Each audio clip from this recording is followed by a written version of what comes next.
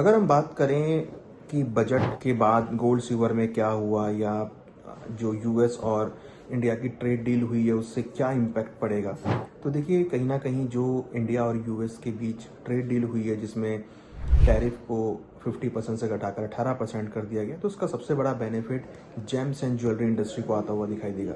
ये हम इसलिए डिस्कस कर रहे हैं क्योंकि इसका impact directly gold and silver के भावों पे आता हुआ दिखाई दे सकता है। अगर हम बात करें जेम्स एंड ज्वेलरी इंडस्ट्री, जो कि टोटल एक्सपोर्ट में करीबन 31% का मार्केट शेयर रखता है, अकाउंटिंग करता है 31% के आसपास। तो James and jewellery business is a very big business जो कि हम एक्सपोर्ट करते हैं। तो ये 31% टोटल एक्सपोर्ट्स में हिस्सेदारी रखता है। तो मीन्स आप ये कह सकते हैं कि कितना बड़ा मार्केट है जेम्स एंड ज्वेलरी का, जिससे जो है एक्सपोर्ट हम यहाँ पे करते हैं और फॉरेन एक्सचेंज हमें यहाँ पे मिलता है। तो ये मैं इसलिए डिस्कस कर रहा हूँ क्योंकि इसका डायरेक्ट इम्पैक्ट गोल्ड और सिल्वर के भावों से आता हुआ दिखाई दे रहा है, जिसके अंदर अगर आप देखेंगे तो गोल्ड की ज्वेलरी भी है, सिल्वर की ज्वेलरी भी है, जेम्स भी। तो बहुत सारी चीज़ें हैं जो कि कहीं ना कहीं गोल्ड सिल्वर से डायरेक्ट रिलेशन में है।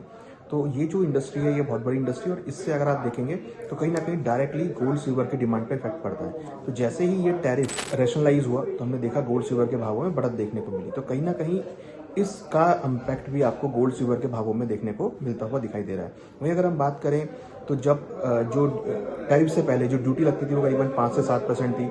ड्यूटी लगने के बाद ये 50 से लेकर 57% के आसपास ड्यूटी हो गई। अब ये ड्यूटी यहाँ पर रैशनलाइज होती हुई दिखाई दे रही है। वहीं अगर हम बात करें तो जब ये ड्यूटी लगी तो जो एक्सपोर्ट्स थे वो करीबन 44% कम हो गए थे।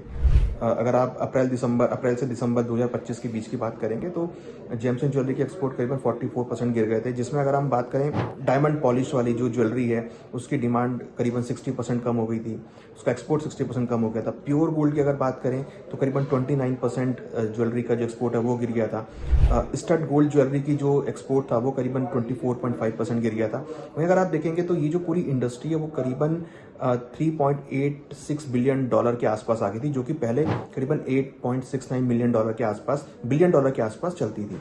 तो बड़ा करेक्शन हमने जेम्स एंड ज्वेलरी सेगमेंट में आता हुआ देखा था। तो ये डेटा इसलिए इंपॉर्टेंट है क्योंकि इससे ये पता लगता है कि हम कितनी बड़ी क्वांटिटी में गोल्ड इंपोर्ट करते हैं और उसकी ज्वेलरी बना के एक्सपोर्ट करते हैं।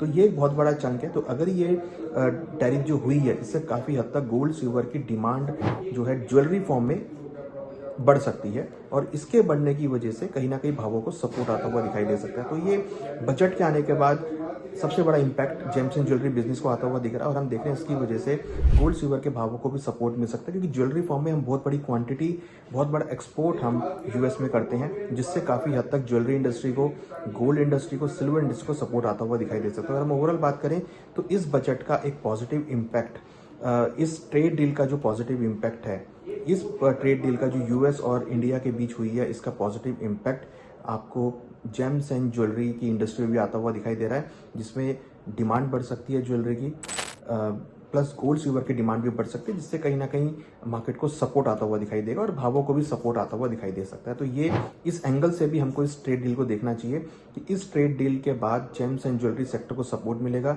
इसका फाइनली इम्पैक्ट गोल्ड सिल्वर की डिमांड पे पड़ेगा।